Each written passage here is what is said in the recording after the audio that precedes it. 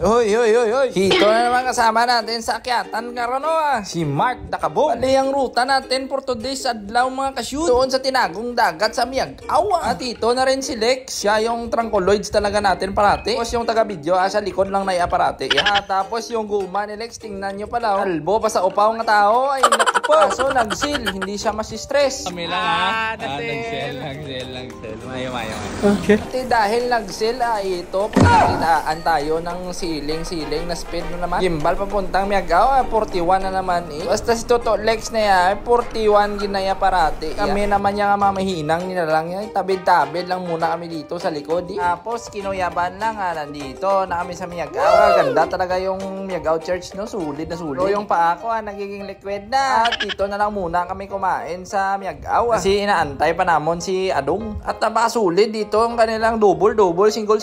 Basta ganyan man yung pangalan niya, sabaw-sabaw, malupit yun. Gulat ako, naka 3 rice dito si Toto Lex. At si Mark Kabog naman niya, 4 nga rice ay yawa. At dito na rin si Toto Adong. Dito na yung line-up namin, kaya aakyat na kami. Habang papunta ka doon sa tinagong dagat, nakikita mo yung puti na yan, makashoot. Diyan tayo dadaan mamaya, makashoot. Tingnan nyo kung gaano kataas yan. Habang nag-video tayo, si Lex bumalik. Hindi kinaya yung 3 rice, mga kashoot. Bumigay talaga si Toto Lex, pati si Toto Adong, ganun din. Oo, pumapalakpak na kasi success daw. Yawa yung piste. Alam ko bihira kasi kumakain yung mga hayop na yan. Gulat ako, naka 3 rice, 4 rice sila eh. Dito nagtitripan yung dalawang pumupsi kanina. At ito na yung unang akyatan, mga kashoot. Pero yan ay warm up section pa lang. Uli, si Mark. Grabe, bro, ano nila to? At syempre, nagbirahan na naman dito si Toto Lex at si Toto Adong. Mga mahinang nilalang yati, jab lang, 1 to 1 to. Alam nyo naman kasi mahaba pa yung akyatan, hindi naman tayo kargado patas sa nila balahaw. Baka mamaya matripan naman tayo doon sa akyatan. Mas mabuti ng preska tayo bago makyat doon sa mga halimaw na akyatan balahaw. At dyan sa daanan na yan na binidyo natin dyan, hindi tayo dyan dadaan mga pero 31% yung gradient doon mga kashoot. Naik ko kasi dyan umakyat nakaraan. At dito na simula ng akyatan paglampas mo ng Taytay mga kashoot. Pero ang kagandahan dito ng akyatan kasi gradual lang balahaw. Hindi ka bibiglain ng 22. Diba? Makararungan dito yung akyatan. At dito na naglalaro na yung mga bata na halimaw mga kashoot, si Mark at si Adong. Pero parang mahina dito yung pamitoy ngayon ni Toto. Adong, tumira. Siyempre, tamang chill lang kami dito sa likod. At sinasabayan lang kami dito ni Toto Lex. Tapos doon mabasa doon sa Daw River na yun. Dito na naman ulit na akyatan mga kashoot. So may pitik dito na 22, 21. Pero pitik lang mga kashoot. Bumaba na siya agad ng 20 below. Kaya makaka-recover ka talaga dito. Hindi ka talaga dito mabibigla mga kashoot. Tapos napapansin ni Toto Lex nga daw medyo mahina-ina yung itira ngayon ni Toto Mark. Binabakal siya dito. Aray ko. Yoro na punod siya dahil 4 na rice na kain niya kanina doon sa double, single. Umaagoy siya eh. Ito naman niya si Toto Adong nasisiraan ng bait. Gusto niya daw maging puno sa next life niya. Dito, daan mo namin dito sa landslide area mga kashoot.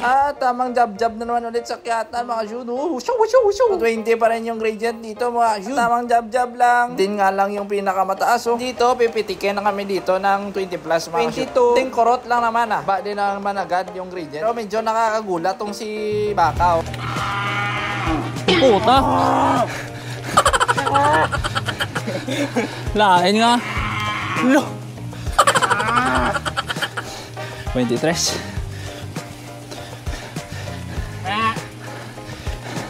Veinticuatro.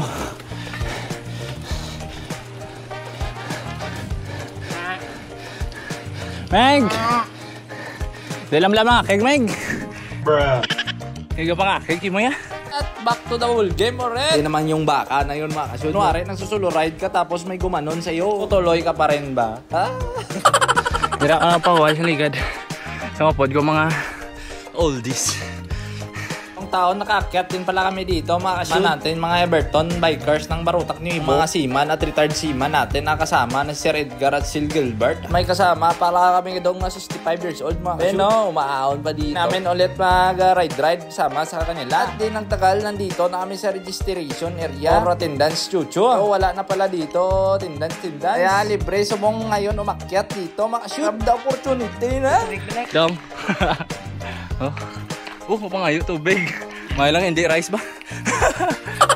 Oh, ilashi. Open body na so. Gamit ka. Oh, tawag lang takla to. Aray ka. Gamit ka po. Dito, naging mekaniko na naman dito ulit si Toto Lex. Naayos-ayos ng konti. Ay, kulikot gamay. Tapos tayo dito, parang sasakay na sa tricycle. Pero dito pa lang, solid na ng view, mga kashoot. Napakaangos. At dito na tayo sa stage 2 ng akyatan, mga kashoot. Dito, mostly 20% na dito yung mga gradient. Pero sa bandang gitna, may recovery ulit na patag konti. Pero patagilid pala, mga 7%. At least may recovery, di ba? Tapos 20% na naman ulit. Kung wala ka talagang ensayo dito or wala kang bike ng isang buwan, pistigin. Kad matatag ka talaga dito, At dahil bumatsyag ang taga-video na makasyon, manago tayo dito muna sa waiting shed. Dito sa gilid lang ng waiting shed yan, no? 31% agad dyan yung bubungad sa atin. Recover muna tayo dito ng konti. Pero yung tatlong halimaw na to, panghatag pa nila yung water nila sa amin. Na-all ba? At tapos namin dito magpahinga, tinira na namin dito ang dingding na 20 plus gradient. O tingnan nyo, 20, 5, 26, 27. 27, no? 29, 30. Rico! Oh, not how you. What? Sabi dito yung average gradient, mga kashoot, 21. Yung kagandahan dito, after dun mag 29%, gradually bumababa yung gradient hanggang 7%. Kung makaka-recover ka talaga ng konti, ulit. Tapos bigla na naman 20 plus na naman yung gradient.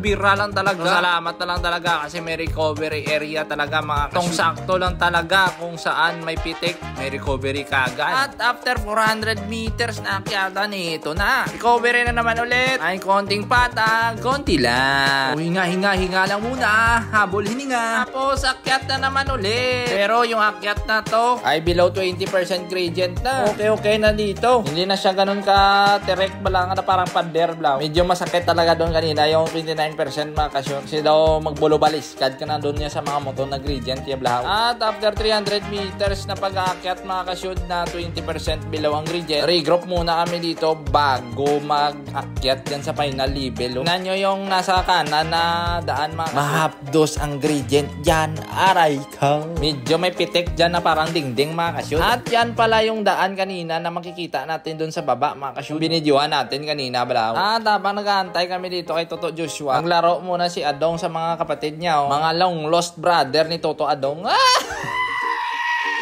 At ito na.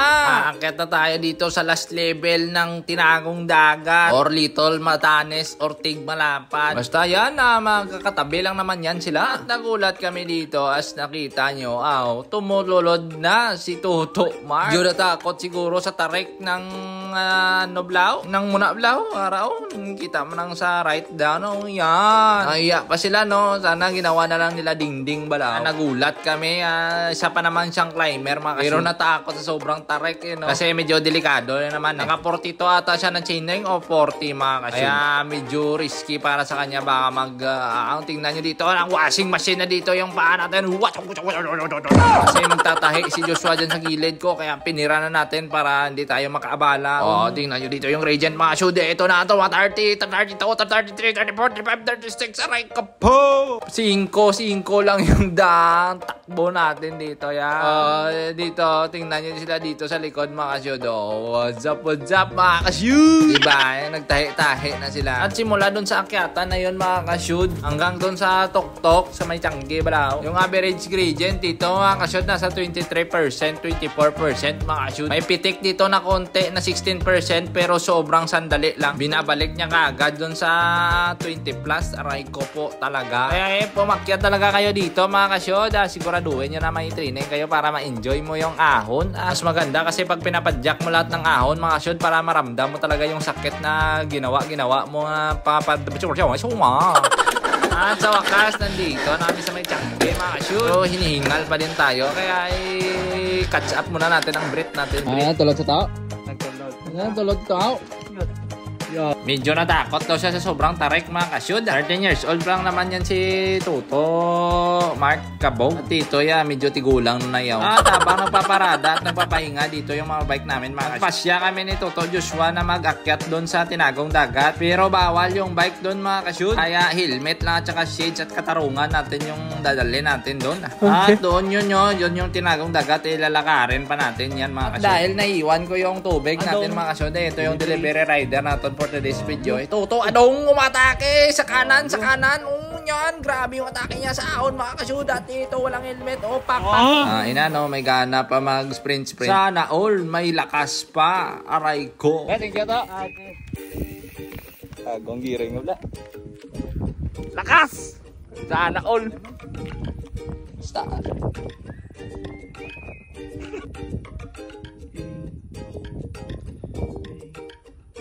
Dito pala kung may helicopter kayo dyan, pwede kayo dyan makalanding mga kasyud. May parkingan para sa inyo dyan mga kasyud. Dito yung entrance pa Tinagong Dagat o entry point Tinagong Dagat. At tindans muna tayo dito mga kasyud. At hindi ka pwede umakyat doon sa taas mga kasyud kung wala kang guide mga kasyud. Kaya baka kung hindi ka kumuha ng guide mga kasyud, doon ka na sa Antique, makalabot balahaw. Ay nakapo. Ito si Madam Bertod kasama namin. Siya yung guide natin for today's video, for trekking's video mga kasyud. Sabi niya daw 30 minutes yung pag-abot natin doon kung mabilis tayo.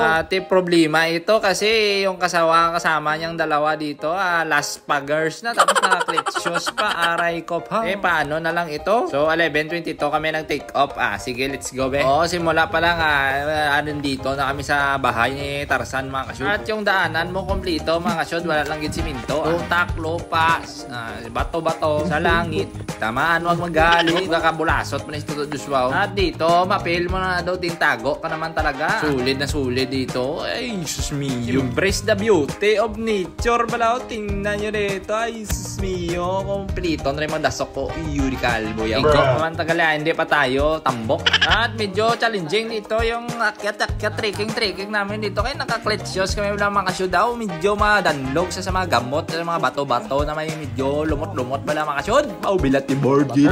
Medyo halong talaga kasi medyo maraming pilas din dito maagyan mga kasyud. Muntikan ako dyan madagdag nakaraan mga kasyud, way back 2016. Dalawang beses kami dito umakyat sa Tinagong Dagat mga kasyud. Hindi pa yun simentado. Aray ko. Dala pa natin yung bike natin sa taas mismo mga kasyud. Pero kayo bawal na kayo magdala ng bike. Hindi nyo na experience namin yan. Tingnan nyo naman, aray ko, yung daan, nako po. Imbes na bike yung sasakyan, yung bike na nakasakay sa tao, aray ko. Shout out lang sa mga retired natin kasama, si Master JP, Master Carl Valenzuela, at saka si Immortalized Master Opo, paano? Mini, Tinagong Dagat. Aray ko. At after 20 years na pag-hiking, ito na siya mga kasyod. Kita mo na ang arahilamon imo. Medyo na kurog-kurog yung ating kamay mga kasyod. Naku po kasi hapo tayo. 26 minutes lang yung hiking namin mga kasyod. Mabilis pala kami. Very nice. 11:22 yung take off namin doon kanina. At ito, tingnan nyo yung view mga kasyod. Hapo, tsura. Yan yung view yan, mo na kinapoy kagay daw. Yan yung makukuha mo na view. Okay na sa very nice. Okay. Sus bukid kid araw dasigan tayo daw nahapo nako daw mapungko nako aray ko po. Di kita mo to na pulak. Okay mo na to sa nasang Tinagong Dagat araw bukid na napakadto antike mga kasyud. Pwede na siguro doon ng shortcut Ate hanggang dito na lang tayo. Blay nakaapoy na ako mag-edit Next video natin yung bakbakanay namin pa uwi. Nakasabayan kaming isang mountain bike at mga road bike. Tingnan nyo na lang next video natin. Tani nalingaw ka mo sa atin na video. Sige, babay na blay. Aras law, kita ako ng tiyanggi dyan sa taas. Babay na. Kakapoy mo sinyo man.